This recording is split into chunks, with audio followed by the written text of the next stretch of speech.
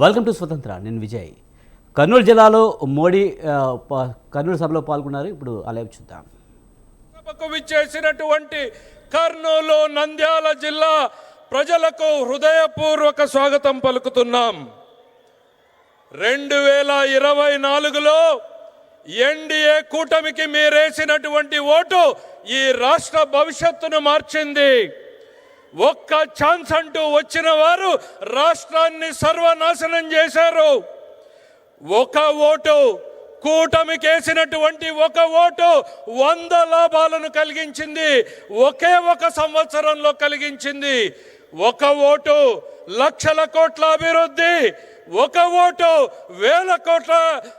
వేల కోట్ల సంక్షేమం, ఒక ఓటు పోలవరానికి 12,500 కోట్లు, ఒక ఓటు అమరావతికి 15,000 కోట్లు, ఒక ఓటు విశాఖ ఉక్కుకి 11,450 కోట్లు, ఒక ఓటు విశాఖకు రైల్వే జోన్, ఒక ఓటు నేషనల్ హైవేస్ కు 70,000 కోట్లు, ఒక ఓటు రైల్వే ప్రాజెక్టులకు 70,000 కోట్లు, ఒక vote Kopparthi Orvakallu industrial corridor, ఒక ఓటు 1,00,000 కోట్ల బీపీసీఎల్ రిఫైనరీ, ఒక ఓటు 1,00,000 కోట్ల ఆర్సిలర్ మిట్టల్, ఒక ఓటు 16,000 డిఎస్సి ఉద్యోగాలు, ఒక ఓటు 65 లక్షల మందికి తల్లులకు వందనంతో 15,000, ఒక ఓటు రైతులకు భరోసా డబ్బులు, ఒక ఓటు ఉచిత బస్సు, ఒక ఓటు ఉచిత సిలిండర్లు, ఒక ఓటుతో ఇప్పుడు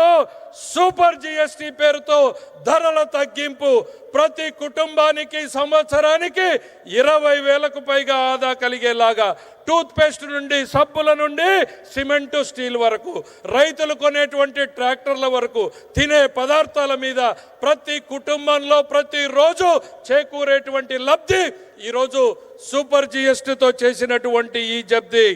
దీన్ని ఇంటింటికి తీసుకెళ్లడానికి నారా చంద్రబాబు నాయుడు గారి ఆదేశాలతో నారా లోకేష్ గారి నేతృత్వంలో ఒక టీం పనిచేసింది.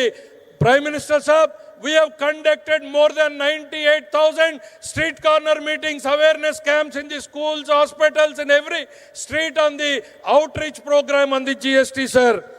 ఈరోజు ఒక ఓటుతో నిన్నటికి నిన్న భారత ప్రధానమంత్రి గారి ఆశీస్సులతో, నారా చంద్రబాబు నాయుడు గారి, లోకేష్ గారి ఆలోచనలతో ఈ రాష్ట్ర భవిష్యత్తును దిశను మార్చేటువంటి గూగుల్ సంస్థ విశాఖలో పెట్టుబడులకు కారణం ఈ కూటమి నేతృత్వం అనేటువంటిది ఈ సందర్భంగా చెప్తున్నా. ఒక్కసారి చూడండి, కనుల పండుగగా ఉన్నటువంటి నరేంద్రుడు, ఇంద్రుడు, తుఫాన్ లాంటి పవన్ కళ్యాణ్ అనేటువంటిది ఈ సందర్భంగా చేస్తున్నా.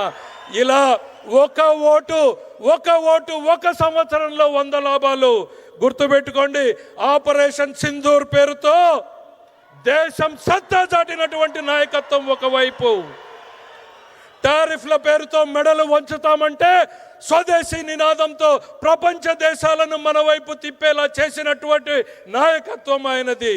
మరోవైపు చంద్రబాబు నాయుడు గారి నిరంతరం మన పిల్లల కోసం, మన కోసం, వారి భవిష్యత్తు కోసం శ్రమించేటువంటి నాయకత్వం ఆయనది.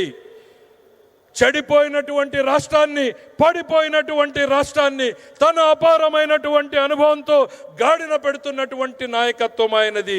వీరికి తోడు మరోవైపు బలమైనటువంటి నాయకత్వం పవన్ కళ్యాణ్ గారిది. భవిష్యత్ తరాల తల రాతలు మార్చేటువంటి నాయకత్వం ఈరోజు మన కోసం, మన పిల్లల భవిష్యత్తు కోసం ఈ కూటమి కొనసాగాల్సిందే. ఈ కూటమితోనే రాష్ట్రానికి, మనకు భవిష్యత్తు అనేటువంటిది మరొక్కసారి తెలియజేసుకుంటూ ఈ అద్భుతమైనటువంటి అవకాశంలో పాలు పంచుకుంటున్న మనందరినీ ఒక అదృష్టంగా భావిస్తూ మీ అందరి వద్ద సెలవు తీసుకుంటున్నా. జై హింద్.